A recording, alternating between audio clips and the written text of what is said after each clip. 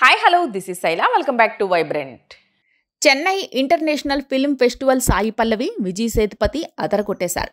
అమరన్ చిత్రానికి గాను సాయి పల్లవికి ఉత్తమ నటిగా అవార్డునిచ్చారు. ఇక మహారాజా సినిమాలో నటనకు గాను విజయ్ సేతుపతికి బెస్ట్ యాక్టర్ అవార్డిచ్చారు. ఇక వీటితో పాటు ఈ ఏడాది వచ్చిన ది బెస్ట్ చిత్రాలకు అన్ని విభాగాల్లో అవార్డులు ఇచ్చారు. ఉత్తమ చిత్రంగా అమరన్, ఉత్తమ రెండో చిత్రంగా లబ్బర్ పందు, ఉత్తమ సంగీత దర్శకుడిగా అమరన్ చిత్రానికి గాను జీవి ప్రకాష్కు వచ్చింది. అమరన్ సినిమాటోగ్రఫర్, ఎడిటర్కు అవార్డులు వచ్చాయి. సహాయ నటుడిగా లబ్బర్ పందులో చేసిన దినేష్కు వచ్చింది.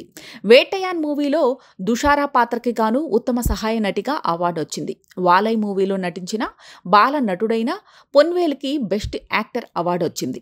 స్పెషల్ జ్యూరీ కేటగిరీలో వాలై తీసిన మారీ సెల్వరాజ్, తంగలాన్ తీసిన పా రంజిత్కు అవార్డులు వచ్చాయి. ఈ అవార్డు రావడం నాకెంతో సంతోషంగా ఉంది.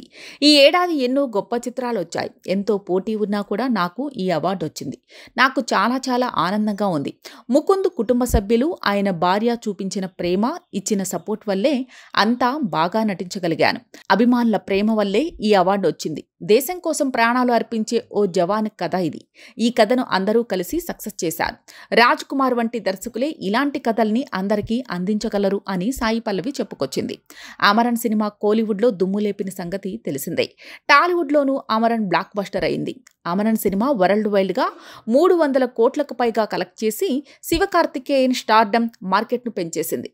ఇక ఈ మూవీ డైరెక్టర్ రాజ్ కుమార్ ఇప్పుడు ధనుష్తో మూవీ చేస్తున్న సంగతి తెలిసిందే. ఇలాంటి లేటెస్ట్ అప్డేట్ కోసం చూస్తూనే ఉండండి వైబ్రెంట్.